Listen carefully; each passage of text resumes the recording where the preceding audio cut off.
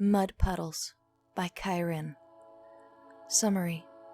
Annabelle just wanted to splash through the puddles with Ironhide. It was too bad for him that he just couldn't resist those big blue eyes of hers. Pitter-patter, pitter-patter. The sound was comforting and relaxing to most, but to little kids around the world so depressing. Annabelle was no different, and she sunk down in her seat with a little huff. The third one in the last 10 minutes alone, and continued to stare out the window, with her arms crossed under her chin and her legs folded underneath her little bottom. She easily glared out the rather tall window just above the couch in the living room. The rain neither heeded nor seemed to care about her angry expression. Then again, not many people seemed to either now that the little girl thought about it. Maybe because she was still small, she figured. Mommy's angry look scared everyone, and they often said she looked a lot like her, so maybe she just hadn't grown into her angry, scary look yet. Like she hadn't grown into that really pretty dress that Grandma wanted to give her when she got older. The thought was comforting. When she got bigger, she would be able to stop the mean rain with just a look. For now, however, all she could do was sulk. Grumbling at the unfairness of it all, it had been raining for a week straight, for crying out loud. She turned her head so that her cheek was resting against her crossed arms and let her eyes trail over the desolateness that was the outdoors.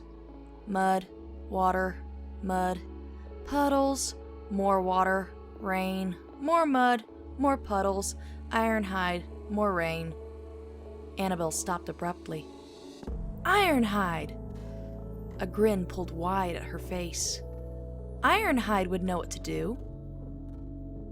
Of course, Mommy and Daddy had told Annabelle not to go outside, but the 6-year-old reasoned that if she was going out to check on Ironhide, who was all alone in the rain, they would understand. They wouldn't want him to get rusty or to feel lonely. Annabelle stubbornly ignored the fact that Ironhide had already assured her that he couldn't rust so easily and didn't feel lonely in the slightest.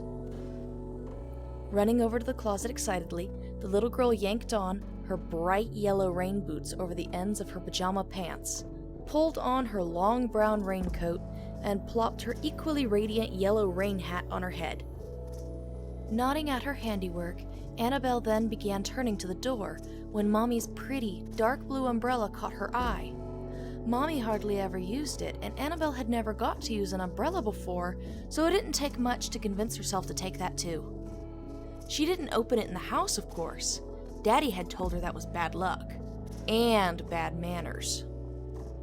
Now prepared to face the evil that was known only as rain, Annabelle raced out of the house, making sure to close the door behind her and flicking the umbrella open as she went.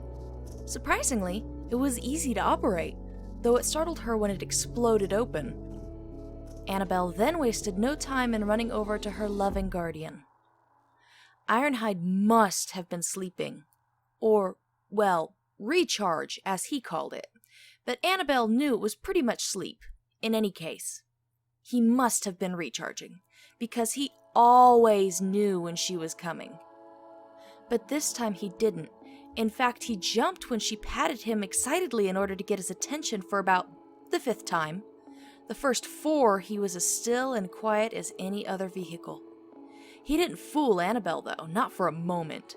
She knew exactly what he was. Giggling, she continued to pat him until he jumped abruptly against her hand, making a loud snorting noise. Ironhide! Ironhide! The little girl tried to halfway climb up him, using the tire and her one hand, but failed. Instead, she slipped back down into the mud, her rain boots splashing it up and over, with a loud splattering noise. Annabelle? The grumble was thick with sleep and confusion. Hide! The little girl cheered with a giggle, still attempting to climb onto his hood. The vehicle sunk low on itself, the tires letting out a little hiss as it did. But it made Annabelle's climbing attempts no easier. And just what do you think you're doing? I'm bored! Play with me, Hyde, play with me! Ecstatic for something to do, Ironhide's little charge was jumping up and down in a mud puddle right next to him, making quite the mess against his side and up her boots. The large Autobot grumbled again, shifting on his tires as though he were shuffling. Your mother would deactivate me if she knew you were outside in this weather, Ironhide hedged. But I'm bored. There's nothing to do inside. Annabelle sulked, holding the umbrella in her hands tightly. And you think I have something interesting for you to do? The old warrior sighed, already knowing the answer.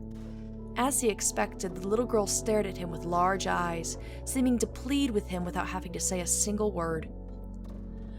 Groaning under his breath, Ironhide threw open his front passenger door. Beaming, Annabelle quickly took up the silent offer and climbed in. Unfortunately, the umbrella couldn't fit, and the little girl was uncertain as to how it was supposed to be closed. After about a moment of fighting with it, Ironhide's hollow form materialized a short distance away, stepped up, and took it from her. Thanks, Hyde! Annabelle grinned. The Autobot offered a rough half smile before shutting the door, closing the umbrella, and making his way around his true form. He climbed into his driver's door and set the umbrella down by Annabelle's leg. Water dribbled down from just about everything on both of them, including the umbrella. But thanks to Sarah's consideration, it just plopped against plastic coverings. Ironhide had never been more grateful for the woman's worrywart-like tendencies. Now, he wondered, how to entertain his young charge. Ironhide thought it over, even as he turned his heater on full blast in the hopes of drying the somewhat waterlogged little girl in his passenger seat. Annabelle giggled at the feeling of hot air blasting her blonde hair strands out of her face, making them tickle the skin they passed over. Leaning back with a half grin, Ironhide tried to just relax and take a moment to enjoy the sound of the rain. Not that he much enjoyed it thundering against him, mind you. He could feel it sliding in between all of his joints and crevices. Ironhide couldn't wait until Lennox finished building the garage for him. The weather on Earth sucked. It hadn't exactly rained like this on Cybertron.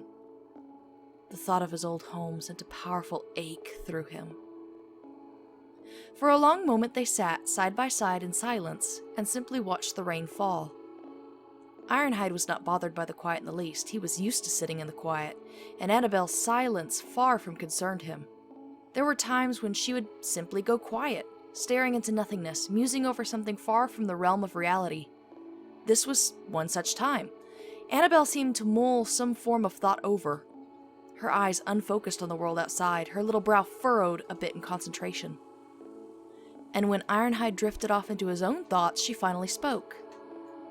The warrior had the bejesus startled out of him. He didn't get scared. Do you think I can play in the mud puddles like those kids on TV? Annabelle questioned out of the blue in wonderment. From what I understand, that could make you sick. Taking a huffing breath to calm his panicking spark, the only sign of his being startled, and cracked his holoform's neck, tilting it left, then right. Annabelle pouted at this and seemed to think it over further.